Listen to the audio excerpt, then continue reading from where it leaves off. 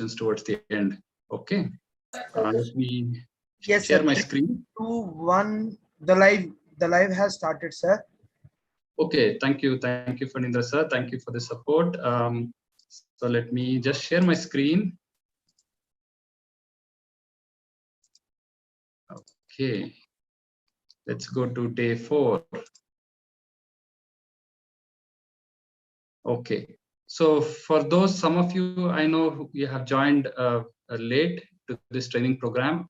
For those of you who have joined late, my name is Kiran Kumar. I am a Regional Mentor of Change associated with ATL Innovation Vision Niti Aayog. We have been running this training program. It's a 7-day program, out of which we are in day 4. In day 1, we covered all about what is this ATL Marathon all about. In day 2, we talked about innovation, different types of innovation, research, prototyping, ideation. We also talked about design thinking. And then we also took up a case study of chalk dust in a classroom. And in day 3, that was yesterday, that was when we actually started solving the chalk dust problem. And we looked at how do you observe things and how do you analyze things or make inferences from the observation that you have made. And then how do you talk to people to validate your inferences or assumptions and get more insight into the problems that people are facing. And then finally, we also came up with a user persona. And I hope all of you have understood these topics. In case you still have questions, feel free to ask either in the WhatsApp group or in this session towards the end. Today, we are going to go a little deeper into the empathy phase of design thinking. So we have still not stopped understanding the problem. So yesterday we started with observation. From observation, we made some assumptions and we validated some of those assumptions by talking to actual people. But then we also have to realize that that doesn't give you all the information. You need to do some more work before you can actually understand more details. So that is what we are going to do in day 4. In day 4, we are going to talk about, again, 4 things. Today, we are going to understand what problems people face at different times in a typical day. In a day, they may be facing problems in the classroom. For example, Pete or Jennifer, who is the teacher, and Pete, who is the student, they are facing certain problems in the classroom. That's what we found out yesterday, right? And they were sneezing, coughing, all sorts of challenges they had in the classroom because of the chalk dust. But do you also know what challenges they face outside of the classroom? That is what we are going to talk about first. It's called day in the life scenario. And if you have already read through the online portal, you would have a fair idea of it. And after that, we are also going to put ourselves in the shoes of a teacher or a student and try to experience the life of a teacher or life of a student in the classroom. So that is second step we are going to do. And in the third step in today, we are going to actually look when we talk to them or when we actually experience things or when we actually go around their life and actually see things, we know what are the solutions that they are coming up with on their own to solve their problems, because everybody tries to solve the problems on their own in some ways. It may not be very good, but somehow it's like a stopgap fix. Let's say you get a headache or you get a fever, you will take probably a paracetamol or a crocin or some other Dolo 6, whatever, some tablet, right? So likewise, everybody would be doing something or the other to deal with the problem. So that is one thing we will understand. And finally, we consolidate all our understanding in the form of something called as an empathy map. Those are 4 things that we are going to do today. But let's start with a small exercise, and I'll help you understand what is empathy, because if you see the title today, it's one of the research and empathize. We need to understand what is this term, empathize or empathy and things like that. So I'm going to just bring up a small slide deck, and I'm going to run you through a brief introduction to what is empathy, and then we will go back to the portal. Okay, I'll have a few questions for you. You need to come up with your own answers. Okay, so first of all, we need to understand what is this term called empathy. What is empathy?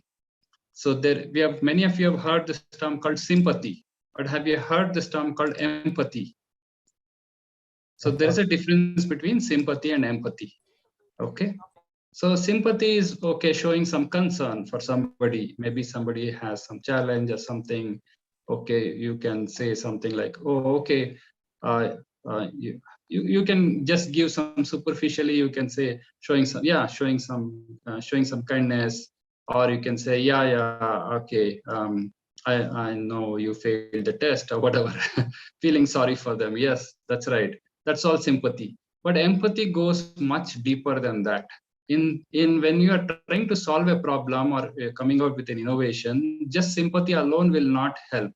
You need to really empathize with the situation. That means you need to really put yourself in the shoes of the other person. When we say put yourself in the shoes of the other person, you actually feel something deeper. You have a greater connect with them. You have to feel their emotions. You need to feel what they are feeling. You need to identify yourself with them. So it's not just saying that, okay, sorry about it, okay, you didn't pass the exam, whatever.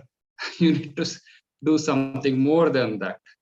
Maybe if you look at this picture, there are two people here. One of them is actually putting his arm around the other and maybe consoling the other person. So he's showing more empathy.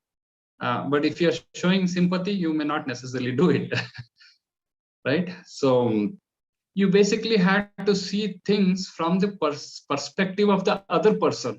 If you really had to go and understand the pain that is Jennifer as a teacher is going through, you have to really put yourself in her shoe and see how she sees her problem.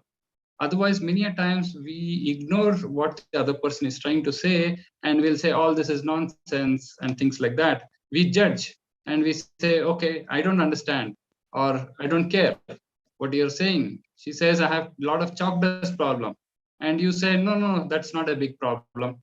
You're just exaggerating it. If you say that, are you empathizing? No, you're neither sympathizing nor empathizing.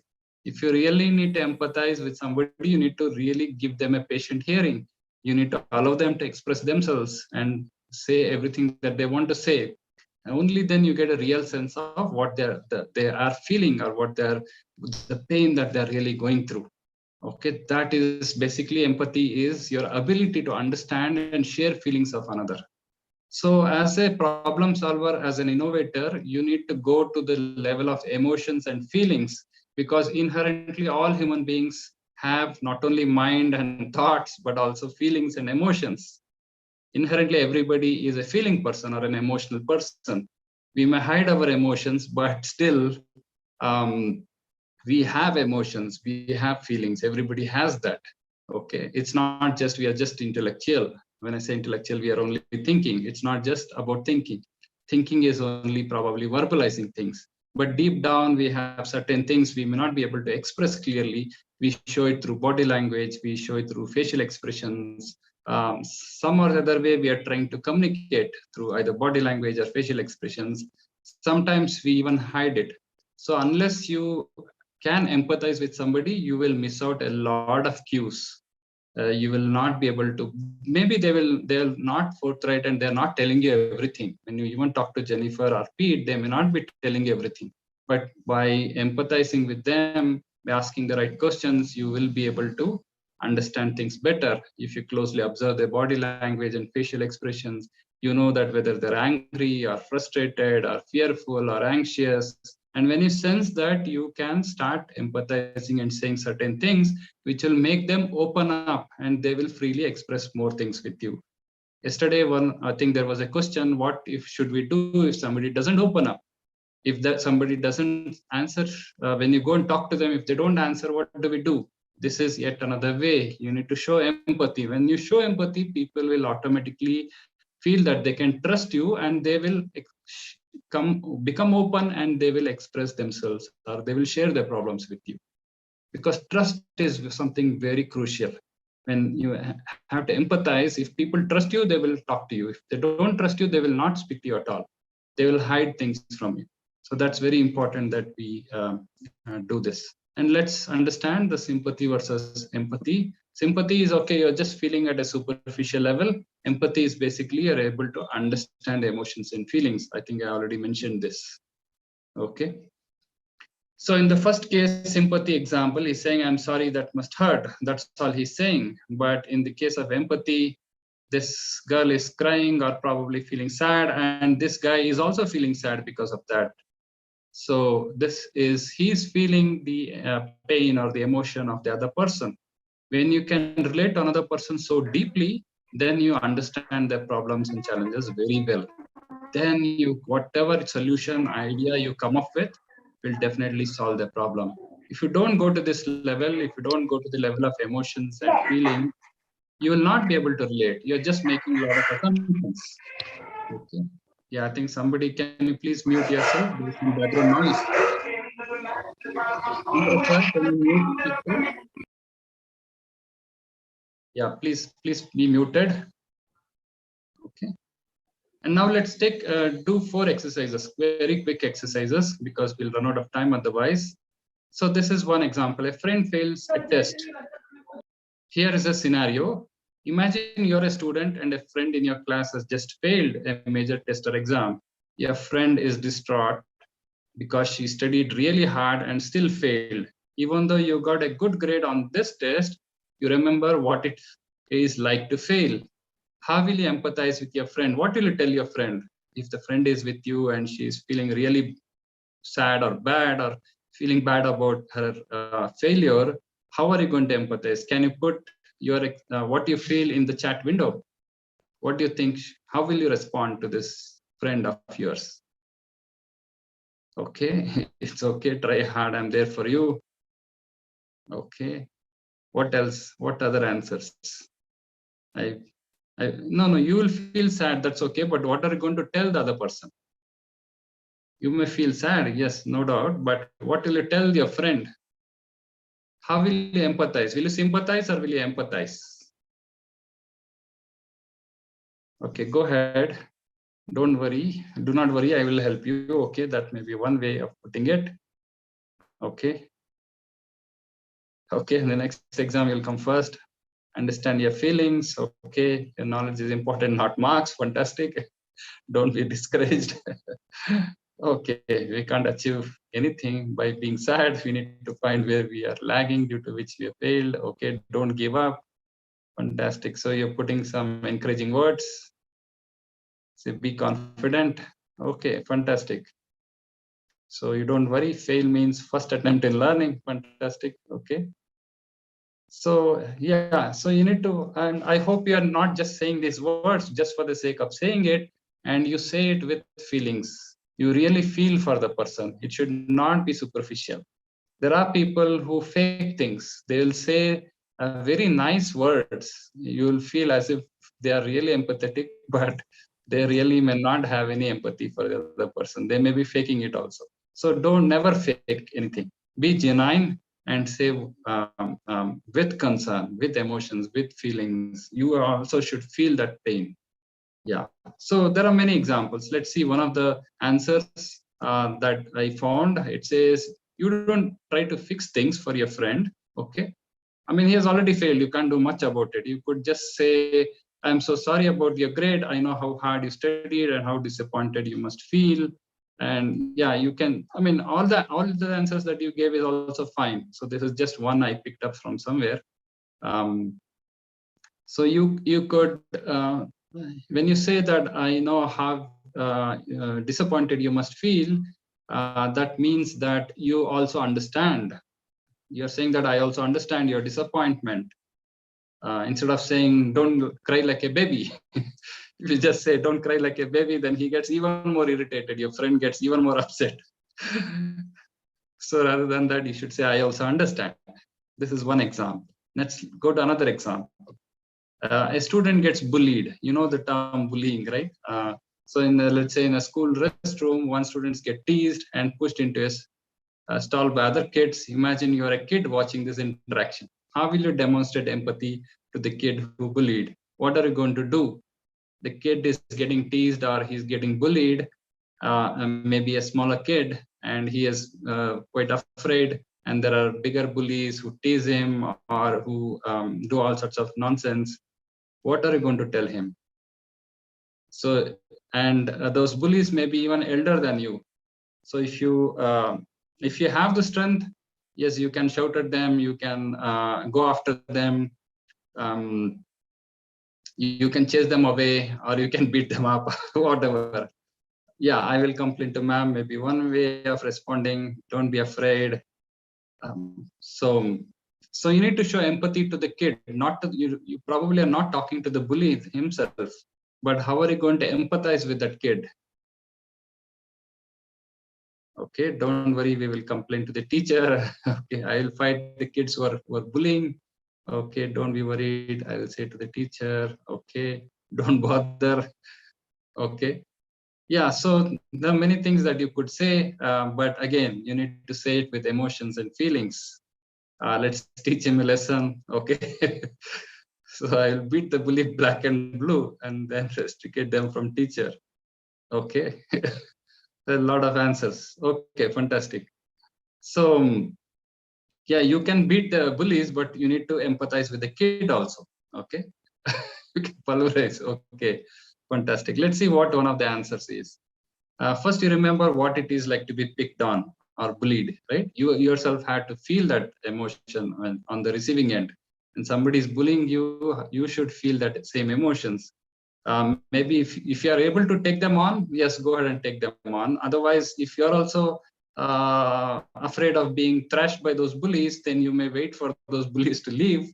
And once they're gone, maybe you go to the kid and maybe you console him or her, and you could demonstrate compassionate empathy. You could show empathy to him, and maybe you could take action by reporting the bully to an adult or a teacher or the principal, and say that you need, give some encouraging words. Don't lecture that small kid saying that you shouldn't be afraid and things like that. He may not be in a position to listen to you, but you need to console him. Don't worry, nothing will happen. I'll report this to the teacher and things like that. So you need to console him. Okay, so the third example, let's say there is a patient in pain. Okay, you work at a clinic and an older woman comes in complaining of knee pain.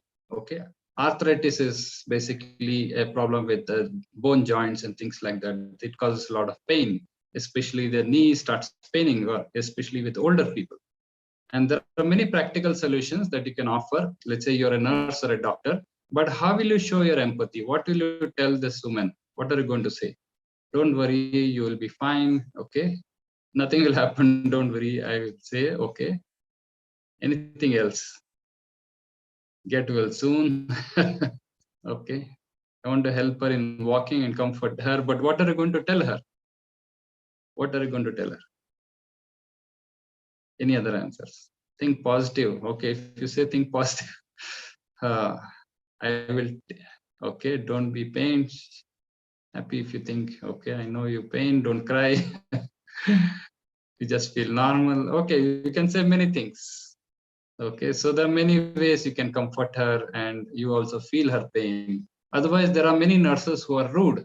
They'll ignore, right? Have you seen many times you go to hospitals or even the doctors, for example, not everybody is empathetic or not everybody is compassionate. They will just ignore whatever you're saying. You say, I have a lot of pain. They'll say it's all your imagination. You are cooking up all this pain. You have to stay strong and stay positive. All this is nonsense. I mean, there are people who say these kind of things. Okay. But if you really understand, you also really feel the pain of the other person, then maybe you could say, I know it must be really difficult to go about your normal life with this pain. Let's see what we can help to do. So you open up possibilities, and then the other person also becomes more receptive. Then they are willing to listen to you. Then you say, when you say, I'm willing to help you, the other person is willing to listen to you. So that is how they, instead of focusing on pain, they'll start focusing on you. So you have changed their way of looking at things. Okay. So that is what you can do. In the last example, this is a little more challenging. People putting an animal to sleep. What do you think this is? Anyway, read through this. People can show empathy to other species too. Imagine your beloved dog is dying. You try to keep her happy and comfortable for as long as possible. But a day comes when she's too much in pain to enjoy her life. What are you going to do in this case? I mean, you can comfort the dog, no doubt, but what are you going to do? Yeah, I know your problem. I have a pet. Okay. So what are you going to do in that case? What are you going to, you can comfort the pet, of course. I'm not answering. Okay, I just lost a pet. Okay, I can understand. Yeah, I will sing Twinkle, Twinkle, Little Stars. Okay. Take to the doctor. Yes. Yeah, I mean, maybe it's beyond the doctor also. The veterinarian has probably said nothing much can be done. It's the end stage and things like that. So what are you going to do in that case? Put it next best friend. Okay, don't worry, you will be fine. Of course, you can console the dog. I will not strain the pet. I'll pray. Okay. Yeah, there are many things that you can do. This one example, I personally may not want to do this, but it says you take her to a veterinarian doctor and have her put to sleep. When you say put to sleep, it actually means the veterinarian probably gives an injection and the dog will die. That's what it means. But it says this is a choice made out of empathy. Yes, it is a hard choice. It's basically killing the dog. Uh, Basically, you are reducing its suffering by instantaneously killing it, but there may be other ways to do it. So I may not personally do this, but yes, there are different perspectives to this. So these are some examples that I wanted to share with you to set the context for today's discussion. Okay. Yeah. So I'll keep her entertained. Okay. Fantastic. So there are many things that we can do. Now let's come back to today's session. Okay. So what time are you? It's already 4:30. My God. So we need to hurry up and quickly finish things. So before, yeah, this is all part of the empathy. Whatever we did yesterday was also when we talk to people, we empathize with, we need to try and empathize with them. But today we are going a little deeper. So today we are going to empathize with them in different ways. What we can do, for example, is if you have, let's say, a teacher like Jennifer or Pete, you not only observe them in the class. Yesterday, you observed them in the class. Today, you can tell Jennifer that I'm going to come with you. Okay, or I'll come to your home. I'll see what you're doing from morning till night. Okay, once you get up from the bed, what are the things that you're going to go through? And then all the way till you go back to bed in the night. So let's see what happens in your life on a typical day. Similarly, for Pete, you could say, I'm going to observe you throughout an entire day, what all things happen. And you basically trail means you are following the person, the affected person. The person is affected. You know that that person is affected by the chalk dust, but you want to follow that person through an entire day and see what all things happen in their life. I mean, is the chalk dust causing them problem only in the classroom, or they're going to face any other problems throughout the day because of the chalk dust, or for some other reason? So that is called day in the life of a person. So we are going to understand their problems throughout a typical day, or maybe it could be sometimes during an entire week or during an entire month also. So the duration can be different for different kind of problems that you're dealing with. You may not be able to unearth all the problems if you just follow that person through one day. Sometimes you may have to do it over 2 days, 3 days, or maybe 1 week, or even 1 month or more. So that's what we're going to do now. And I had shared this video about this blind person. I don't know how many of you had a chance to look at this blind person. So he goes through the city, he's walking on the pavements, on the footpaths, and many a times, of course, there is a person who can see. This is the guy who can see, but this is the blind person. And he has lots of challenges. He bumps into a lot of things on the road, on a tree, or some other obstacle. So he has lots of challenges. And even in the restaurant, sometimes instead of eating from his bowl, he's actually picking up things from somebody else's bowl in a restaurant. So he can't see. So there are a lot of challenges that he goes through.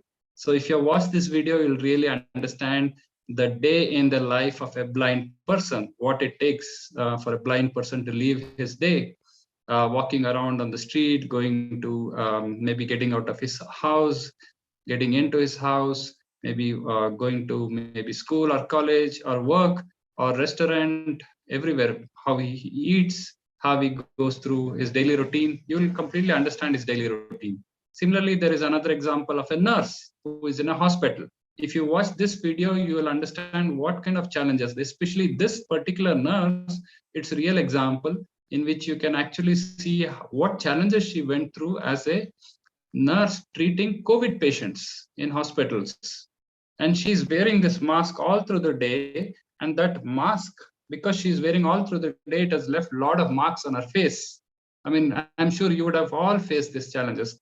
When you wear the mask and when you wear it tightly, it leaves a lot of stretch marks on your face. It looks really ugly. Not only that, she's hungry. She has a long duty of 12 hours or something, and she's really tired and stressed out by the end of the day. So unless you really observe this nurse throughout the day, you will not understand all the problems that she goes through, right? Similarly, there is the day in the life of a teacher. You observe a teacher in an entire day, and you understand what challenges she goes through, especially after this pandemic stuck. A lot of teachers who were teaching in the classroom, they were forced to shift to the online mode. And teachers, many of them had difficulty in switching to online mode. It was very new, not only for teachers, but also for children. Of course, you need to have good skills in using computers or laptops, using Zoom or Google Meet or Microsoft Teams, all these online tools where you could connect, and people didn't know how to share their screens, right? And how to present. They needed to have everything on a PowerPoint slide. Earlier, they used to write on a whiteboard or blackboard. Now they couldn't do that. And some teachers even tried to do that. But then students were saying, ma'am, I can't see what you're writing on the whiteboard. And teachers didn't have a whiteboard or a blackboard in their own home. What are they going to do when this pandemic first wave, second wave was there? So there are lots of problems teachers also faced. So if you watch this video, you'll really understand what I'm talking about. Okay, so this is basically, we are going to follow a teacher or a nurse or a blind person throughout an entire day and see what all different challenges they go through. Then when we go through the entire day, we will understand that there are many problems that they're facing. So then you can pick and choose which problem you're going to address. If you don't do this exercise, you will not even uncover many problems that they're facing. For this nurse, are you going to solve her problem of the marks left on her face, or are you going to deal with the hunger problem? She is feeling very hungry, or are you going to deal with the stress problem that she's going through, or that she's taking in dealing with the COVID patients? Which problem are you going to deal with? So unless you go through all this exercise and really understand what all problems are there, how are you even going to come up with a solution? So that's why I'm saying to everybody, don't be in a hurry to come up with a solution. First, understand all the problems. You go deeper and deeper, you'll find many problems. And out of which you need to prioritize and say, this is the good problem to solve. Let me go and pick this and then solve this problem. Okay. Are you all able to follow what I'm saying so far? You can say yes or no. Yes, sir. Okay. Others? You can say yes or no. If you don't understand, you can say no. Yes, sir. Yes, sir. Yes, sir. Yes, Okay. sir. Great. Yes, sir. Yes, sir. Yes, sir. Great. Okay, let's do one thing. Now Yes, let's sir. take the chalk dust example. Let's go through the example of Pete, who is the student. You all remember Pete from yesterday's discussion, right? Yes, sir. Pete Yes, is sir. a class 7 student topper. from a government school. Yes, sir. Yes, sir. And let's Yes, sir. see what his scenario is, what his day in a life of Pete is in one typical day. And we start from here, and there's a series of things that he goes through a typical day and probably even the next day. So normally Pete wakes up at 7 a.m. in the morning. Okay, he's getting up from bed, and then he gets ready, and by 7:45 he has his breakfast. But because he also has this allergy, and we understood yesterday that he has allergy from chalk dust, so he takes an anti-allergy pill. Okay, it's a medicine or a tablet he takes in the morning. His mom tells him, see, take this medicine, otherwise you will start sneezing in the classroom. So he takes that medicine, or maybe he even put some nasal spray or something. For all these allergies, you use this nasal spray. You put it into your nose, or you take a tablet or medicine, and then you won't get allergy in the class. Many of you must have taken this kind of tablets. Anybody who has taken a tablet for allergies or sneezing here? No, sir. Okay, maybe you don't have allergy. There are some students who are very allergic and they have to take this tablet. Along with his breakfast, he also takes this tablet and then he goes to the classroom. And his class starts at 8:30 in the morning.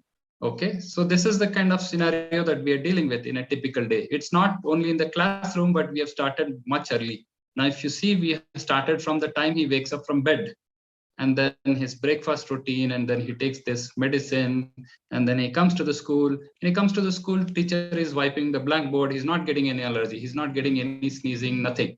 He's fine now because he has taken that medicine. Till 2:30, he can sit in the classroom. 6 hours, of course, he's inhaling chalk dust. Okay, but due to the pill, the medicine that he has taken, many of these allergy medicines, when you take it, you'll start feeling sleepy. Has anybody experienced this problem? Certain medicines make you sleepy. Yes, sir. You feel drowsy. You will feel like, okay, like Yes, you sir. start closing your eyes. Okay, and when you're sitting in the classroom, what happens? Sometimes, I don't know, in our days, if you are drowsy, some chalk piece would come and hit our face suddenly, and then we would wake up like this. And I've also got hit by chalk pieces sometimes for sleeping in the class in my younger days. So the teacher would have thrown a chalk piece at you, or a pen or a duster. Sometimes some teachers used to even throw a duster. So all this used to happen. And the thing is, he cannot concentrate in the class because he's feeling sleepy. And by afternoon, many of these medicines, if you take it, stays active for about 3-4 hours, or maybe 3 hours at the most. After that, the effect of the medicine wears away. Then by afternoon, Pete is again sneezing because the effect of the medicine is gone. Now he started sneezing again. So unless he takes another medicine, it will not subside. He starts sneezing in the afternoon because of the chalk dust, because even after lunch, he has classes and a new teacher has come, she's clearing the blackboard, and again he starts sneezing again, and he develops allergy. And somehow he deals with that sneezing and he comes home by evening. By the time he comes home, he has running nose because of all the chalk dust that he has inhaled throughout the day. He starts having a running nose. Then he has to keep his handkerchief and then to his nose, and it's a very inconvenient feeling. So to beat that running nose, he again goes and takes the medicine for the second time in the evening. Again, he either takes the nasal spray or he takes this medicine after having some snacks in the evening. So this is the step, okay? And now, later on in the evening, he has to do homework. Do you all get homeworks? Yes, sir. Yes, sir. Give you homework? Okay. Yes, sir. Yeah, so when you get homework, and this Pete gets homework, but he's again feeling drowsy because he has taken another medicine in the evening. Now he cannot concentrate on his homework. He starts sleeping, and then successfully he sleeps off, and his mother puts him to bed, and somehow he wakes up in the morning and goes to school, and his teacher asks, "Where is your homework?" And he doesn't have it because he has not done it. He felt as sleepy and he didn't finish his homework. Now imagine what would happen. The teacher scolds him and says, "Why have you not done homework? And you're like sleeping in the classroom," all sorts of things. So he'll get a lot of scoldings. Does it happen to any of you like this? Or at least can you empathize with this guy, this Pete, that this can happen to him? Okay, maybe you won't personally face this issue, but at least can you empathize? Can you empathize with Pete? Yes or no? How many say yes? You can't empathize with Pete? You don't agree with his problems? Sir, You empathize? We can? Okay, I can, sir. Sir, Okay, so I will empathize, sir. you will empathize. Okay, somebody is saying no. Somebody is saying Yeah, no. we can, sir. You can? Okay, fantastic. So, but okay. Now, when you go through this entire, when you're observing Pete throughout the day, you observe that there are many other challenges other than the chalk dust problem itself. He has the problem of becoming sleepy in the class. That is a new problem. It's a side product or a byproduct of the problem of the chalk dust. To avoid chalk dust, he's taking a tablet, and the tablet is causing him to become sleepy. Okay, and then he cannot concentrate in the class. Okay, one problem has led to another problem, and then again he has running nose in the evening, that he cannot play. When he is running nose, he cannot play with other kids because it's very inconvenient. So he is actually missing some play time also in the evening, and then finally he cannot do his homework, and then he gets scoldings. These are all additional problems that he is facing, right? So unless you go through this entire journey, day in the life of Pete, and really see what kind of problems he's facing, you may not have discovered many of these problems. You only knew that Pete had some allergy in the classroom and he was sneezing. That's all you knew. But if you really go and follow him through the entire day, you will know what really happens in his daily life. Okay. This may be a little fictitious example, but when you really do your own exercise for your own problem, you may really understand there are many problems that people have.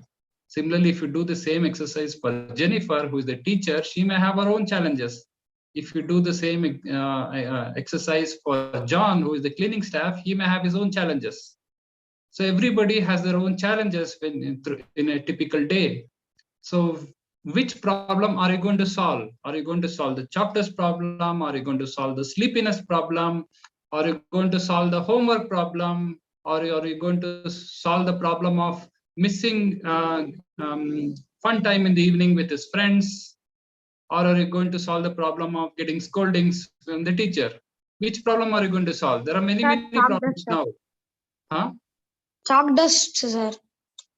Okay, you may say chalk dust. Somebody else may say I'm going to The chalk dust. problem. If you say I'm going to solve all problems, it's very difficult because solving multiple problems, Sir, the each chalk is problem is the most convenient problem. So actually, we should solve the chalk dust problem, because taking the anti tablet for the chalk dust is what's making him sleepy. So if we stop the chalk dust, then he'll stop taking the anti pills, and then he'll stop getting sleepy in class. Yes, sir. yes, they're all connected. So if you remove the chalk dust problem, then maybe you can address many other problems. But sometimes in some other situations, some other problem, the problems may not be so interconnected. So they may have different problems. You may also discover many other problems also. So unless you do this exercise, you will not really know that what are all the problems that the student is facing.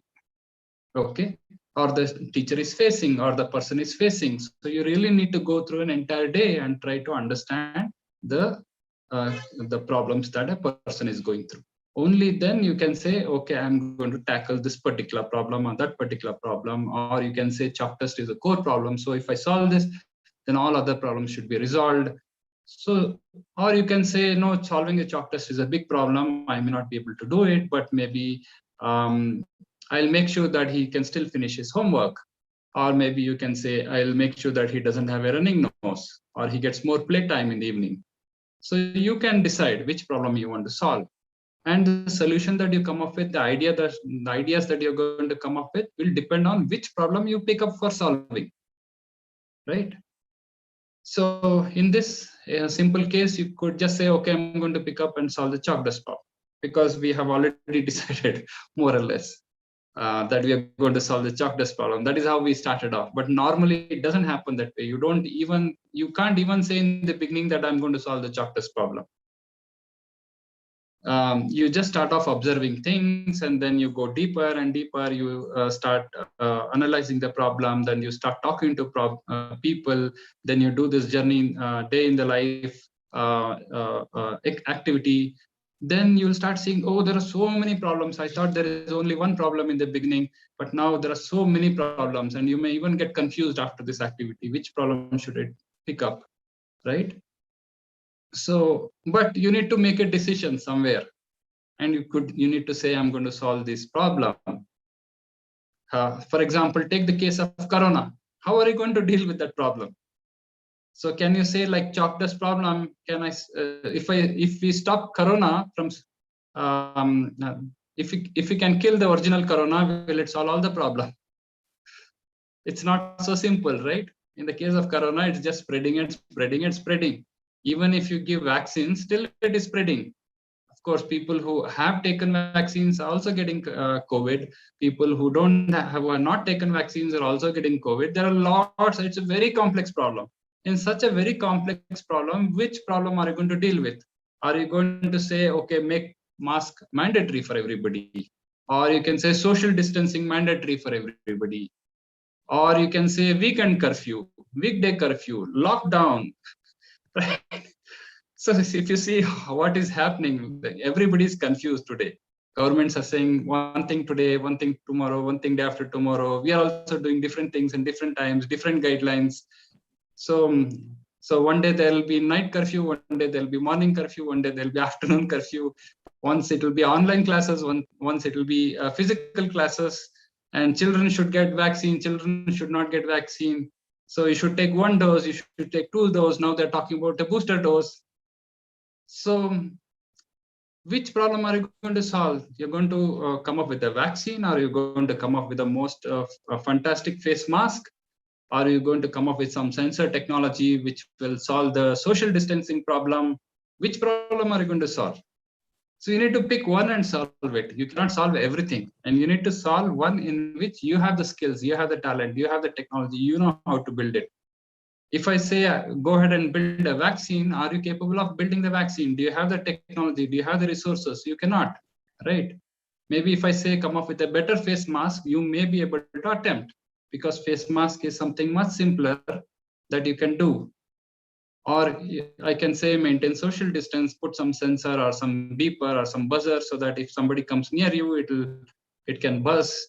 And so that may be something doable. So you need to pick one problem that you can solve, not everything. You cannot solve everything in this world because our resources are limited, time is limited, money is limited, efforts are limited, everything is limited. You cannot solve everything. So you need to go deeper. Now you hope you appreciate why we need to do this day in the life, so that we understand what happens. Just look at do a day in the life scenario of a doctor who is treating COVID patients, or a nurse, or a COVID patient himself. What are the typical challenges that he goes through in a typical day? He has to quarantine himself. He has to be in one room. How is he going to get food? How is he going to get medicines? How is he going to get water? So what will other people in his house do? How are they going to stay away from this guy? There are so many problems that come just because of one COVID patient in your family. Everybody else is also affected. Not only the patient is affected, everybody else is affected.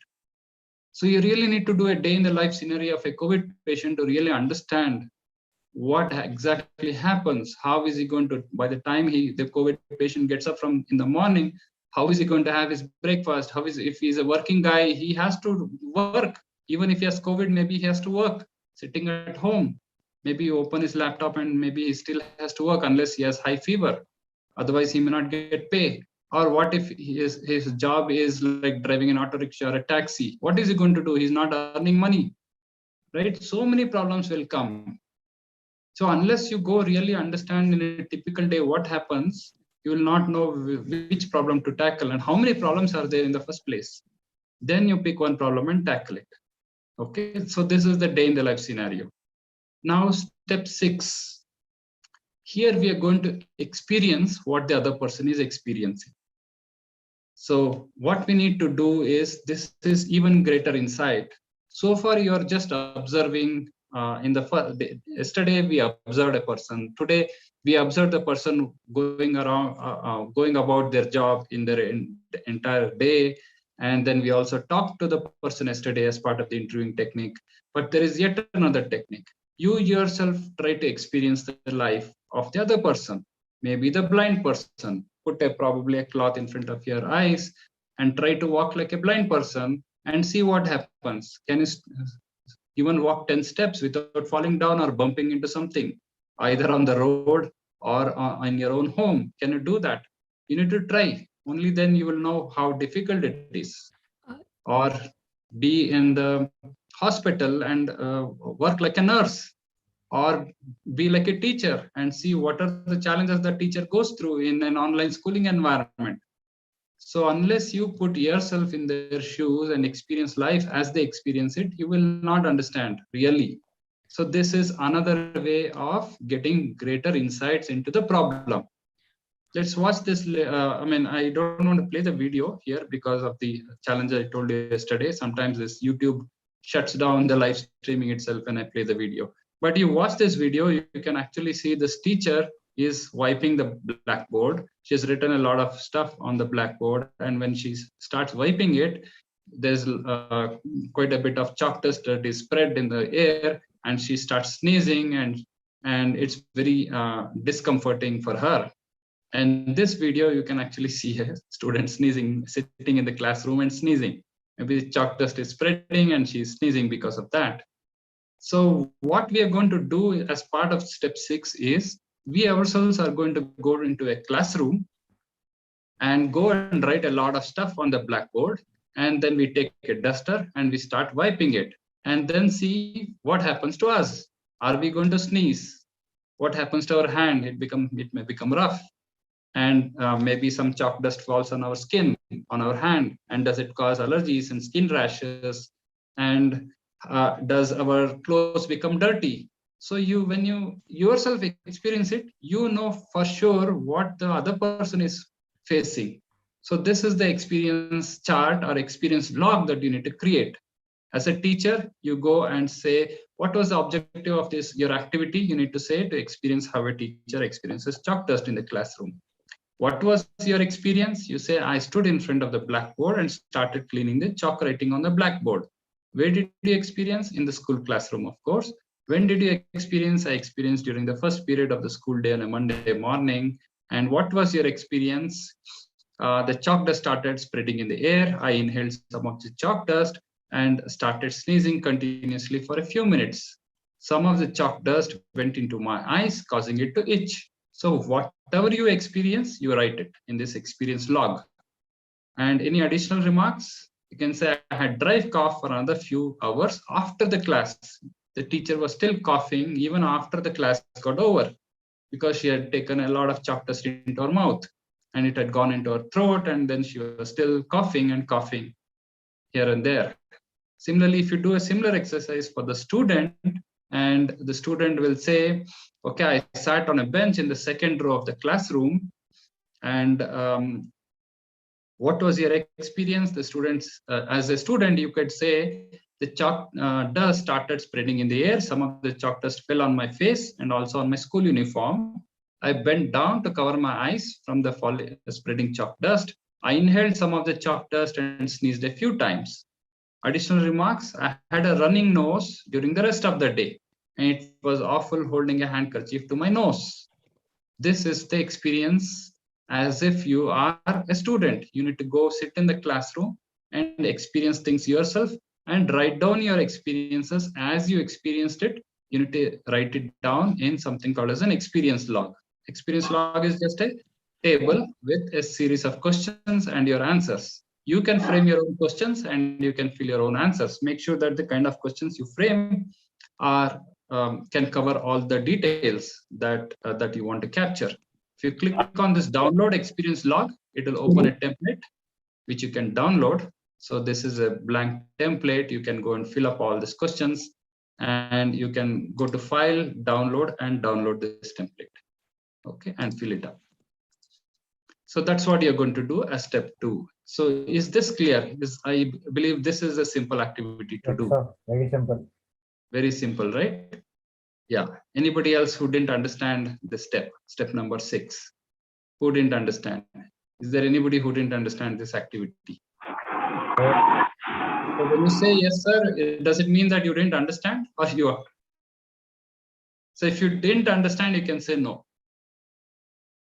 Anybody who didn't understand this step, you can say no. Sorry to interrupt, but sir,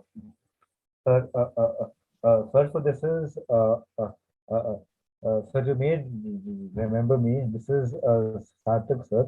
I have, sir, I have understood this step, but there is, but sir, there is one thing I did not understand, sir. So, Mhm. sir, so my doubt is when we are when we are finding sir, so so my question to you is when we are Mhm. finding so sir,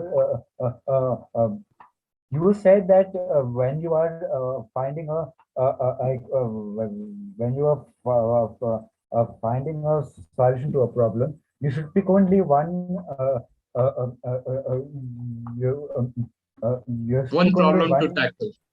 Yes, sir. So, sir, Mhm. why is it said that?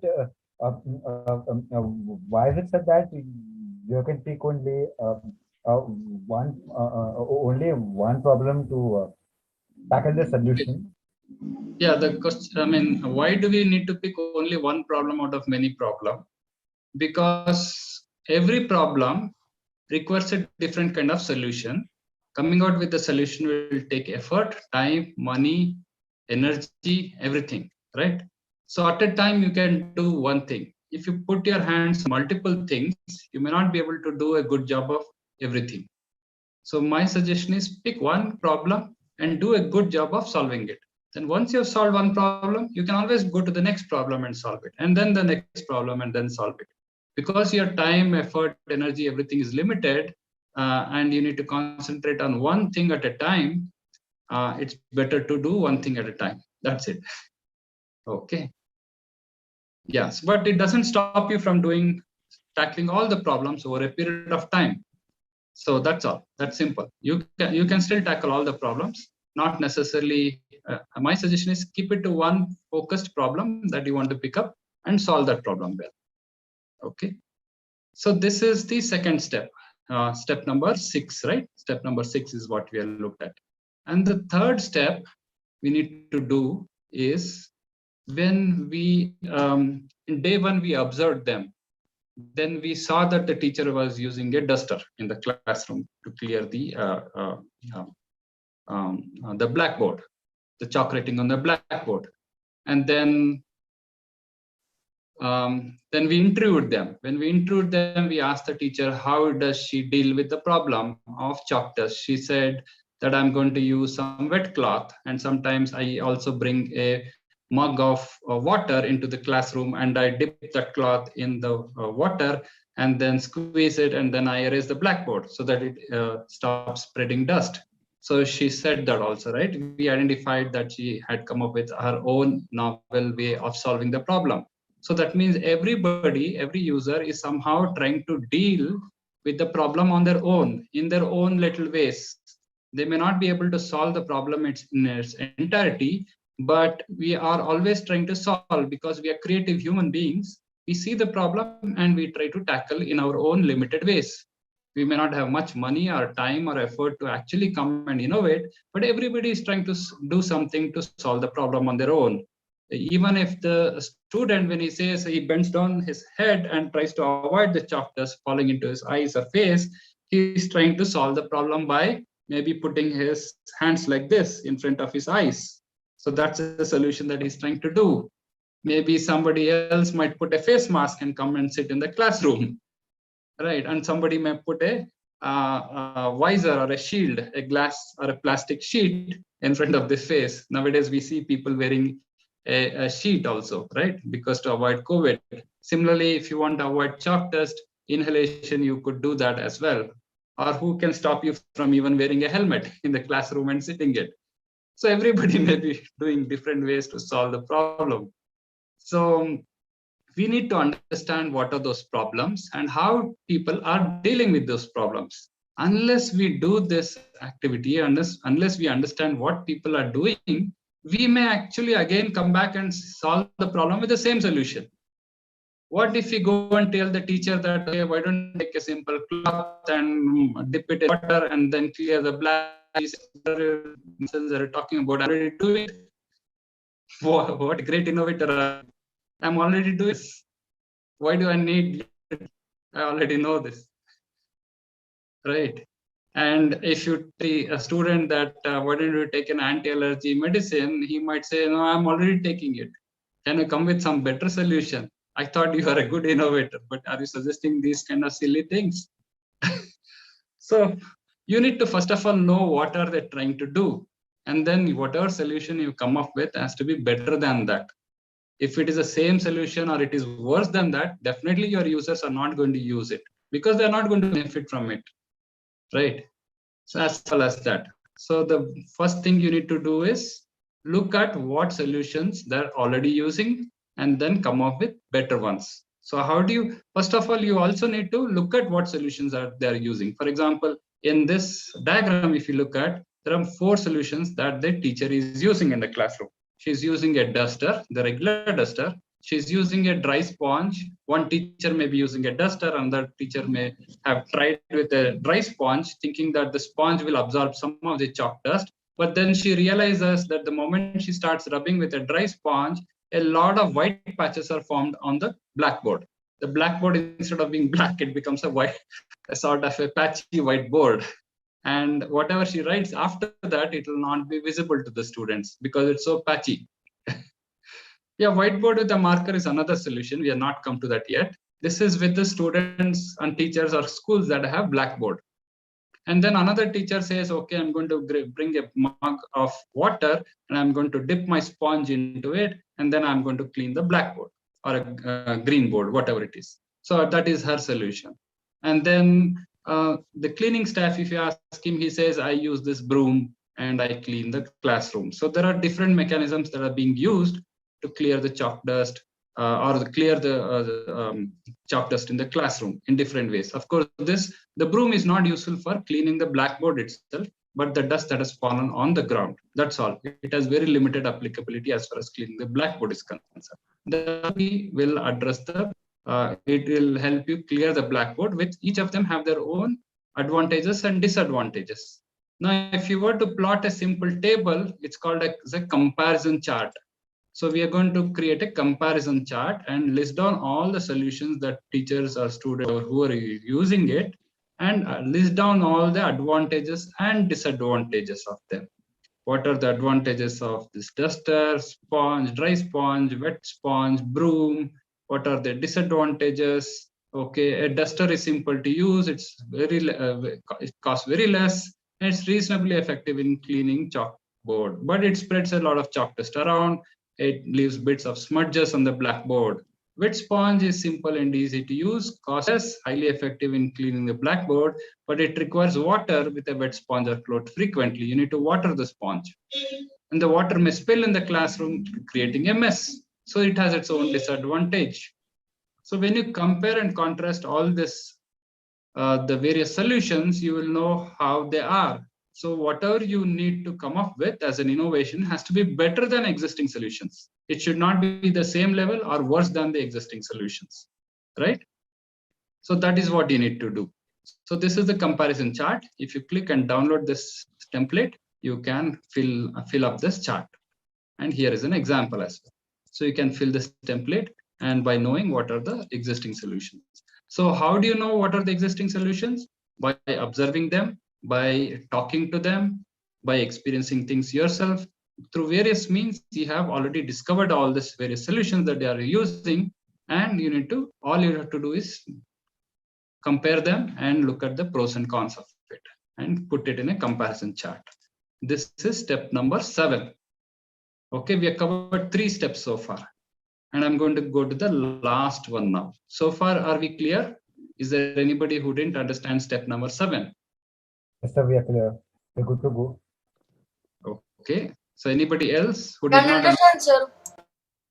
You understood? Okay. Anybody else who has not understood? Anybody else who didn't understand this step? Step number 7, comparing the existing solutions. This is not about new innovative ideas that we are coming up with. We are not even come with new ideas. We are not even going to do it today. We are going to do it only on 25th. Okay, session number 6, not today. We are only looking at what teachers or students are already using it. Similarly, if you were to create a comparison chart for a student, what is he going to do? What are the different solutions do you think that he is using? Can you say what are the different solutions that a student is using to deal with chalk dust? Pencil. Huh? Pencil? How? No. He's sitting in the classroom. The student is sitting in the classroom, but he's getting a lot of chalk dust on his face, on his mouth, in his eyes, everything. What do you think he's doing to deal with this problem? Face mask. Sir, we should wear masks, sir. That is what Face you are shield suggesting. also But is in use. what did you observe? In our previous observation, what did we do? He's only covering his face. Sometimes you saw that he's holding a handkerchief, right? And he's taking a anti-allergy medicine. Those are the things that he's doing today. He's not yet wearing a face mask. So face mask can be suggested as a solution to him, a better solution to him than what he's doing today. Today he's not doing it. He's only having a handkerchief. That's it in the classroom. Or at the most, he bends his head, tries to avoid the chalk dust. He's not wearing any helmet. He's not wearing any face mask. He's not wearing any visor. He's not doing any of those things. Or we could even ask him to go and sit in the last bench where he gets less chalk dust. There are many solutions. If you think of it, you can come up with so many different ways to solve it. Sir, Yes. sir, actually, the chalk dust is all spreading because you dust the chalk on the board, right? So, Yes. one thing we can do is just dust the what do you say, chalk outside the classroom, not inside the classroom, so that people in the allergies won't take in as much. Yeah, I think some teachers do that. Most of the teachers do that. Still, when they wipe the blackboard, some dust still spreads. And after that, whatever is in the duster itself, that they can dust it outside. That most teachers do that. And in case some teacher is not doing that, we can suggest the teacher to do that as a solution. That can be suggested as a solution if they're not doing it. So we need to observe what are the teacher doing. Is the teacher dusting inside the classroom, dusting the duster inside the classroom by banging it against the wall? Or is the teacher going outside the classroom and banging it and clearing the dust? Or he or she's not at all doing that also. So unless we observe everything, we will not know what to suggest. Sometimes a solution could be as simple as asking the teacher to go out of the classroom and dust it and bring it back. It will reduce a lot of dust. The solution, you don't have to come up with a fancy technology-based robotic solution with sensors and microcontrollers, Arduino programming. No, none of those may be required. It may be as simple as just ask the teacher to go out, dust and come back, as Kamala says. It could be as simple as that. Sir? Yes. Sir, there's something called an anti-dust chalk, sir. You can use that instead of the dry chalk which they use. That will remove the problem entirely. So we can use that, but I've used anti-dust chalk before. And the problem with that is sometimes you have to wet it if you have to use it.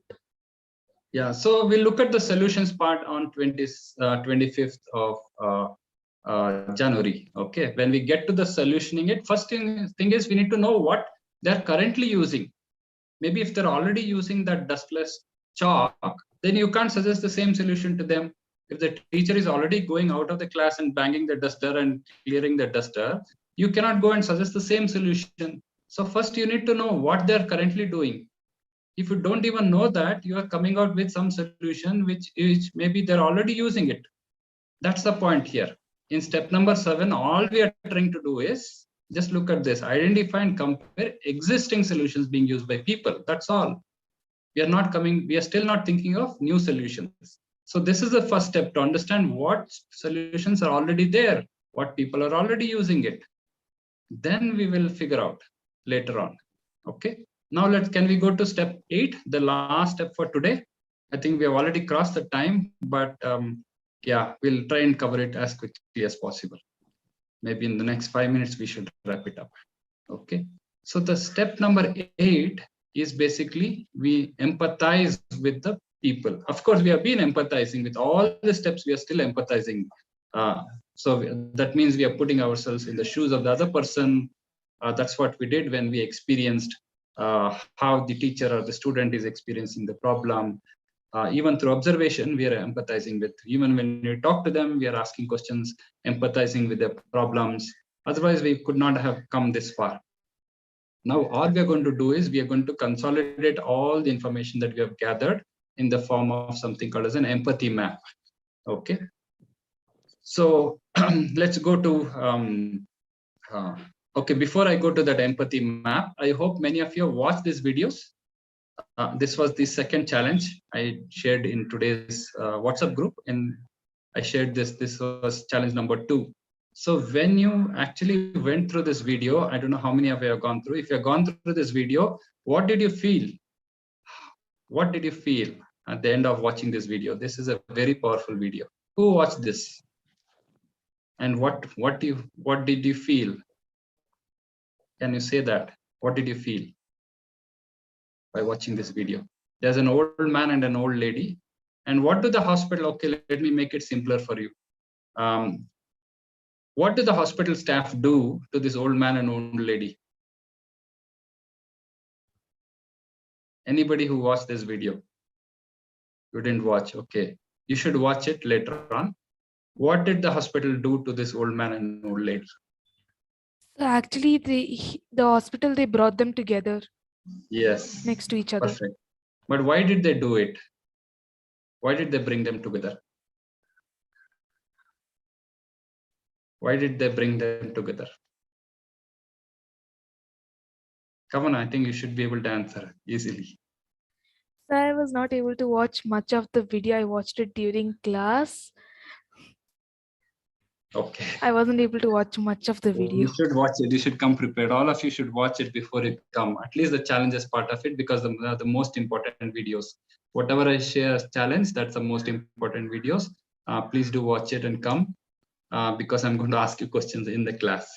So basically, this hospital staff, both the husband and wife, they're very old people. They are sick and they're admitted to hospital, and maybe the son and the daughter, or the son and his wife, whoever it is, we don't know who they are.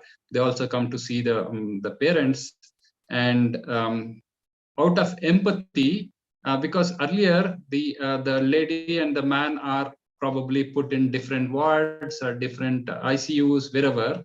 But out of empathy, they feel that this husband and wife should be together when they're sick. They bring them both into the same room and they put their beds next to each other, so they can feel that they are not isolated from their family. They can feel that, okay, the man can feel that he's with his wife, and the wife can feel that she is with her husband. So they will feel more comfortable, right? And the son or the daughter, whoever it is, they are also there, and they feel a bit more comfortable by being together.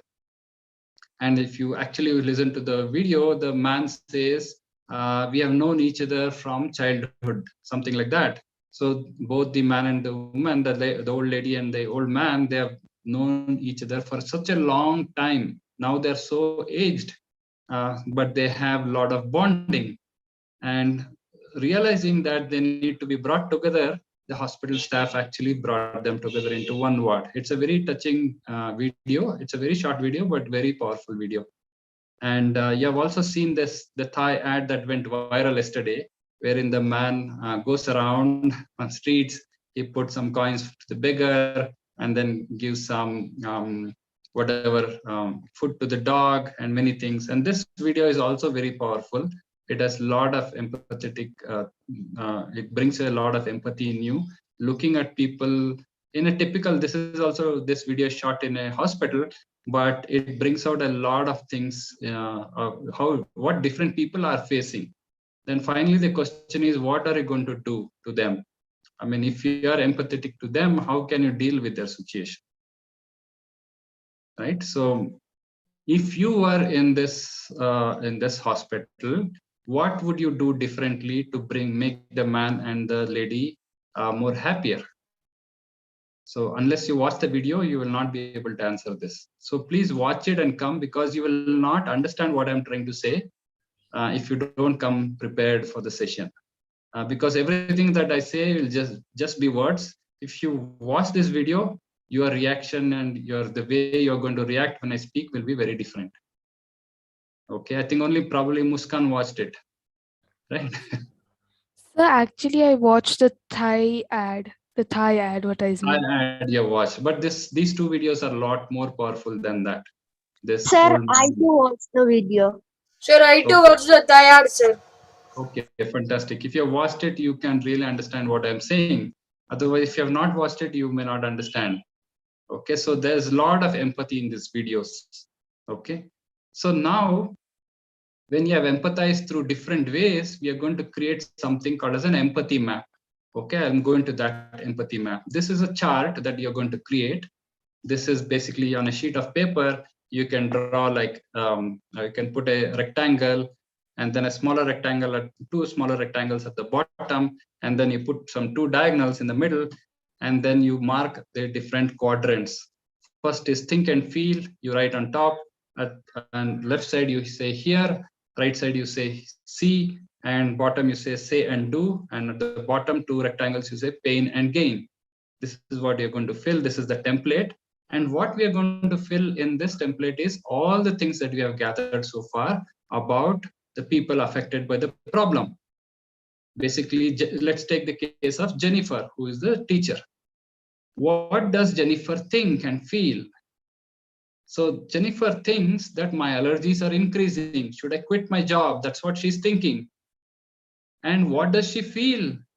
She feels, basically she's afraid. Afraid is a feeling, right? Being afraid is a feeling.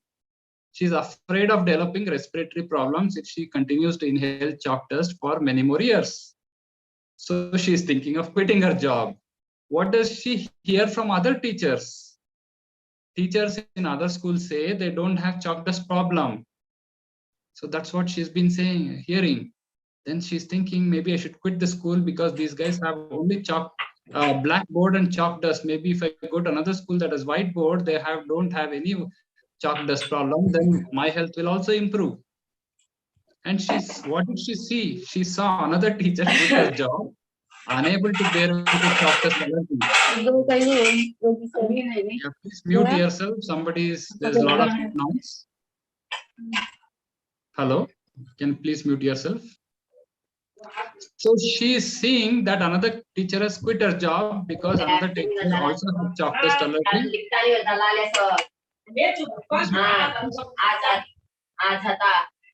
Panindra sir, can you please take a look?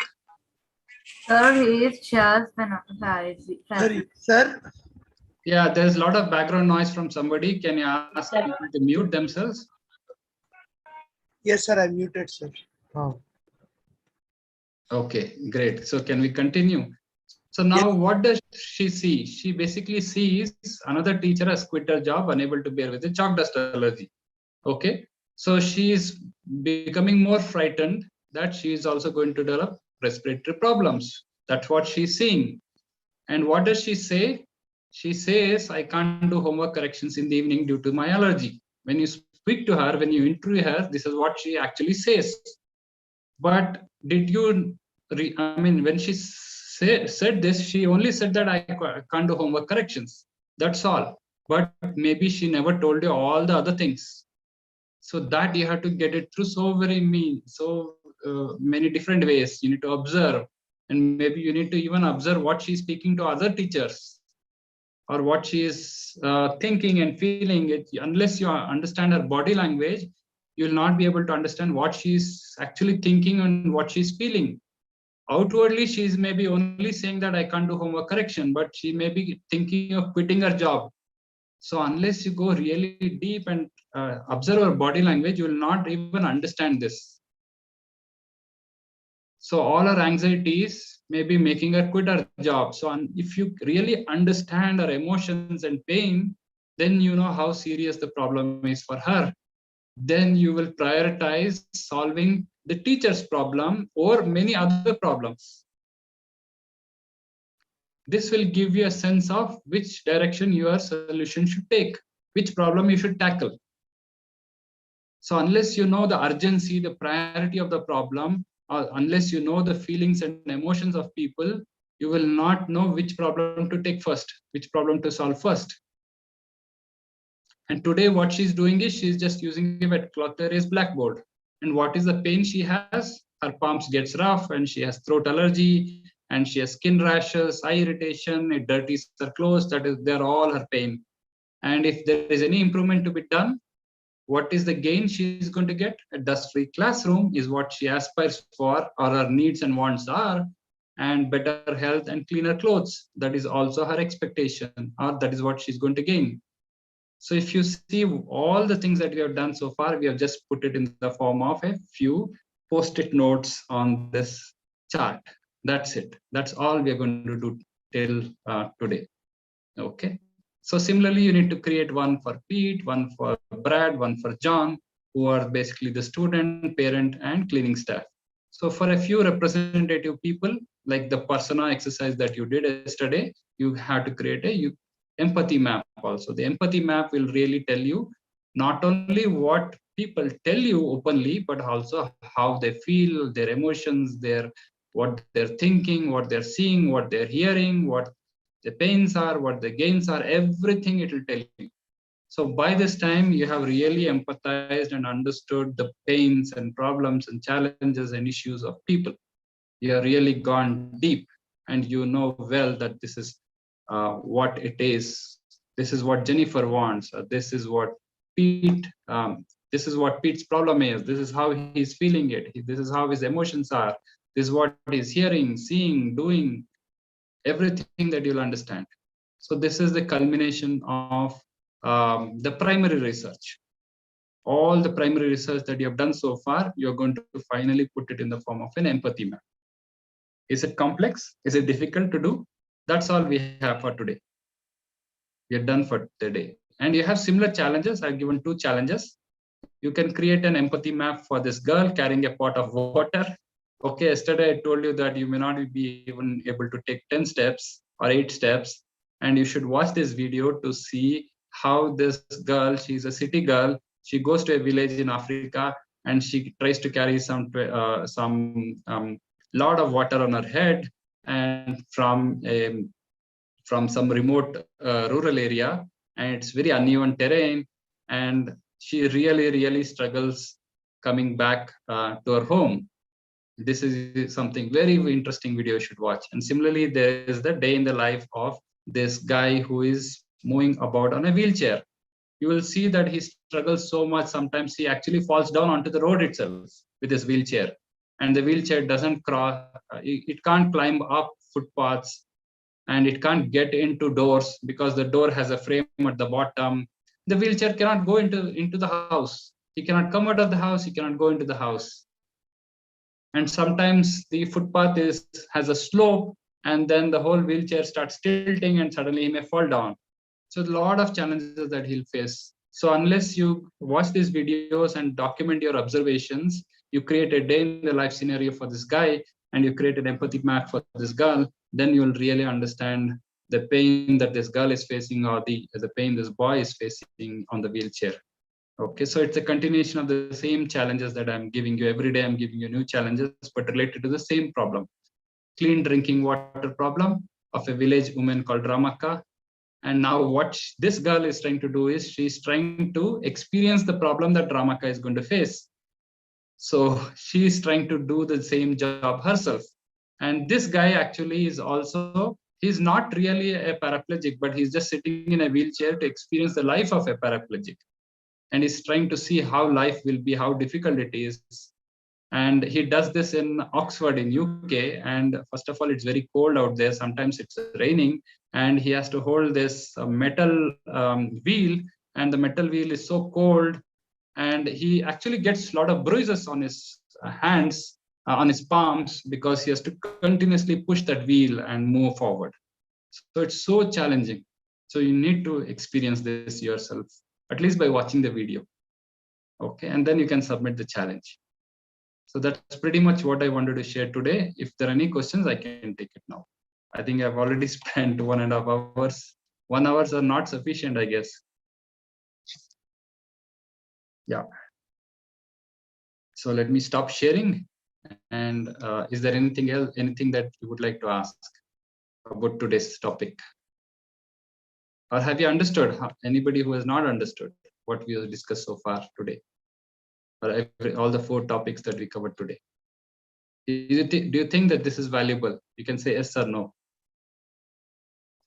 Is it worth doing all this activity to understand the pains and the problems of users? This is how companies do it. This is how the industry does it.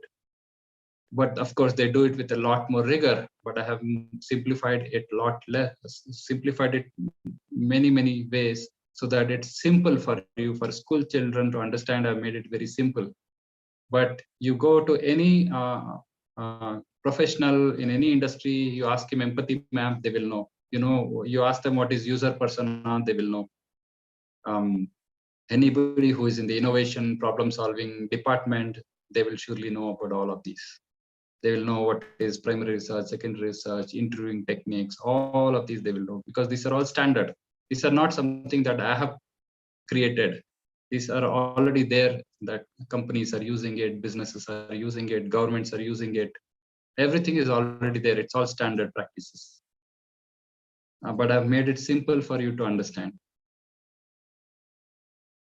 So unless you do all of these, it's difficult to really get to the core, and then your innovation will not succeed.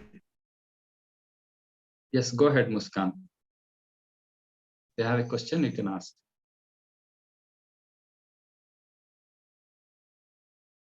Yeah, anybody else who has a question? Yeah, you can put it in the chat window. Fanindra sir or Lilambika ma'am, if you're there, you can take some questions. We can just answer them and we can wrap it up.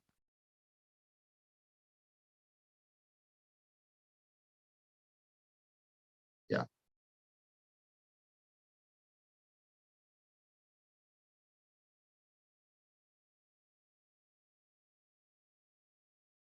Okay, Sarthak Ghosh says, I have next session, I have something interesting to share with you related to ATL Marathon. Okay.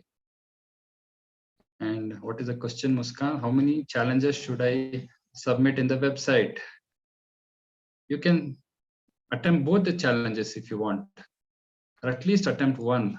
I would encourage you to attempt both, in fact, actually. At least do the day in the life as well as the empathy map. If you do both, you'll understand better. So if you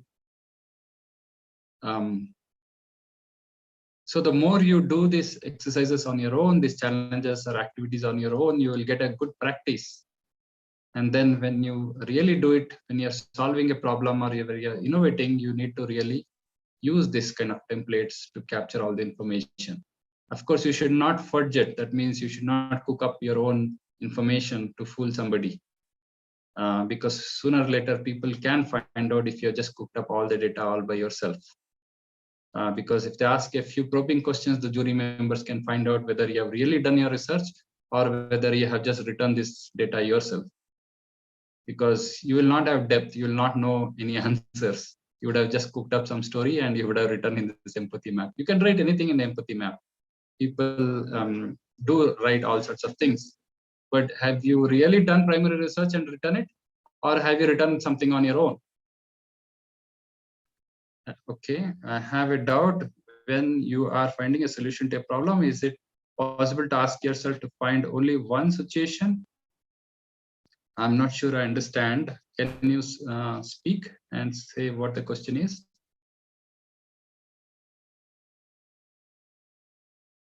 One situation, I don't understand. Find only one situation. I don't know. So what is the challenge in the mobility video? Basically, the challenge is this mobility video. If you go back to day 2, the challenge is actually explained there. If you go to day 2 page, go to the bottom of the page, there are 2 challenges. The same challenge is repeated every day, but I'm giving you new challenges to tackle within the same context. So one challenge is about clean drinking problem. And the lady who is carrying pot of water on her head is basically a rural village woman. Her name is Ramaka.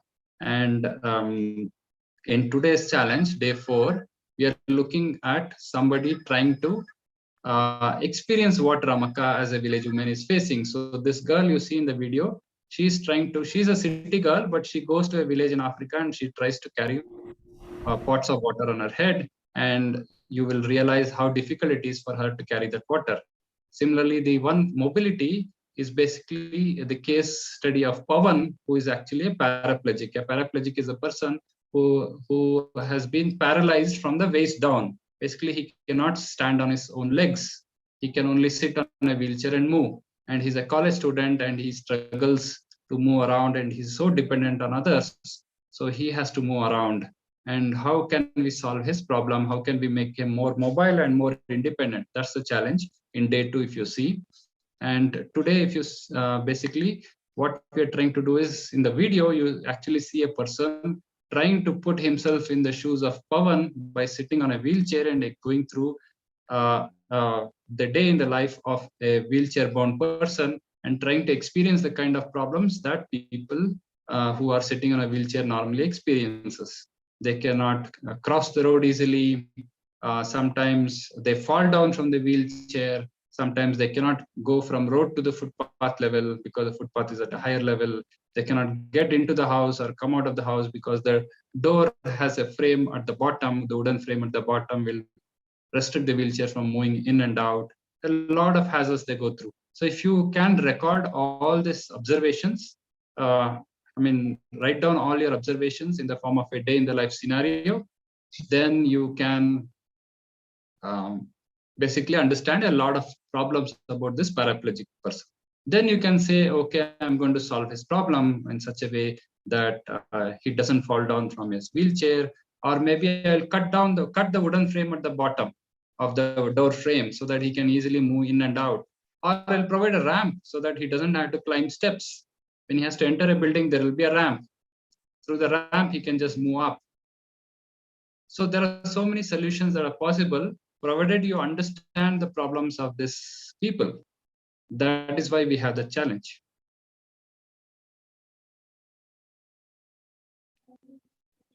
That is why there are Paralympics in the Olympics Games for these handicapped people. Yes, yeah, Paralympics is for people who have disability. They have a special Olympics. Yes, that's true. Yeah, is there anything that that is not clear in today's session? Or we are done? If you're done, we can wrap up today's session. So, are there any other questions? Somebody is asking Vikrant, sir, if he can enable his mic, he wants to speak. Pandindra sir, can you unmute Vikrant?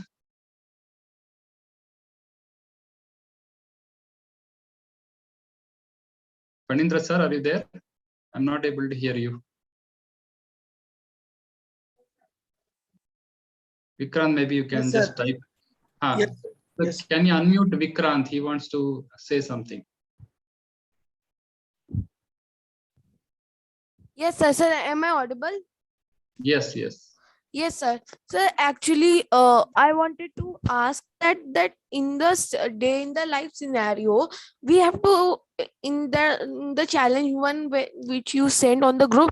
So, sir, we have to capture every moment where he is facing difficulty or where we can innovate.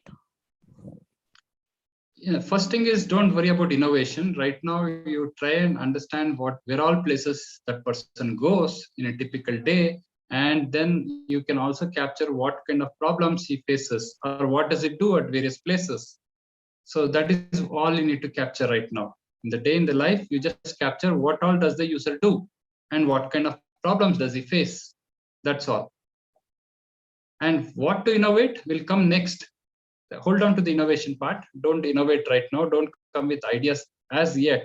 We still have to do secondary research tomorrow. Not tomorrow, on 24th. Okay, 24th of January, we will do secondary research. Then we will finally clearly define what problem we want to pick up and solve. And once you have clearly defined which problem you want to pick up and solve, then you start ideating and coming up with ideas, and then you build a prototype. So 24th, we are going to do secondary research, and then we are going to define which problem we are going to pick up and solve. That's what we are going to do on 24th. Only 2 steps are there. 25th, we will ideate, come up with prototyping idea, a lot of solution ideas. Then we will shortlist one idea for prototyping. And on 26th, we will actually build the prototype. design and build and test it. That's what we're going to do on 26th. So the next 3 days, this is what we're going to do. So, but right now in the day in the life, all you have to do is identify the various places where the user does different things and what kind of problems he or she may face. That's it. So is that clear, Vikrant?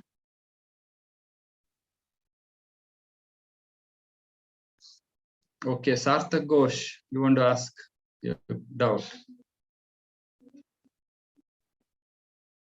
So Fanindra sir, can you unmute Sarthak Ghosh?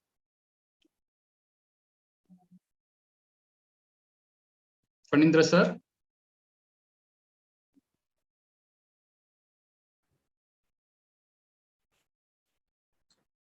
Yes, sir. Yeah, can you unmute Sarthak Ghosh?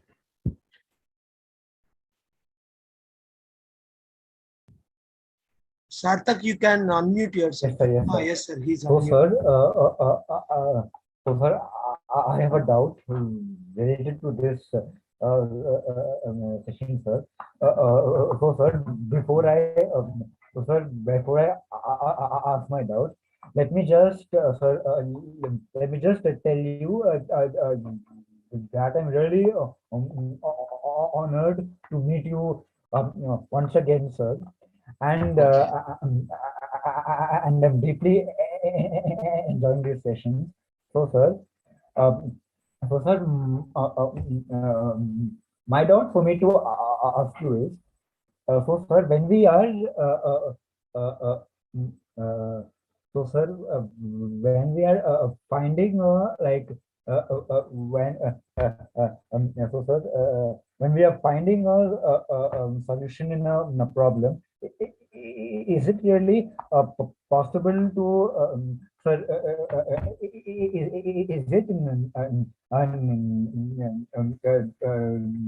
required to ask ourselves that we need to we need to find a solution for only one problem? Yeah, I think that's the same question you asked earlier, I guess, right? So every problem we need to, in day after tomorrow session on 24th, out of many problems that we have looked at, we will finally pick and choose one problem to prototype. Okay.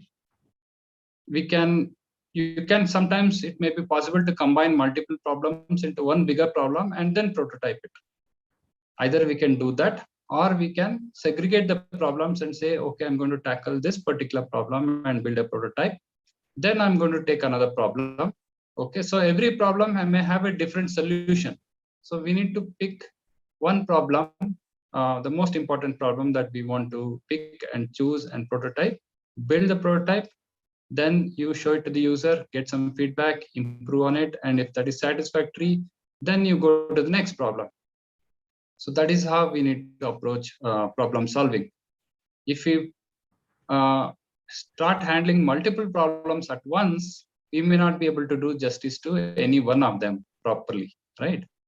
Because as I said earlier, time, effort, money, energy, everything is limited.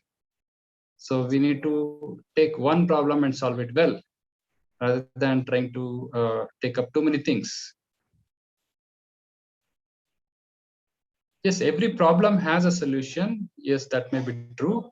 But we need to clearly identify which problem to take up and then solve it. Yeah.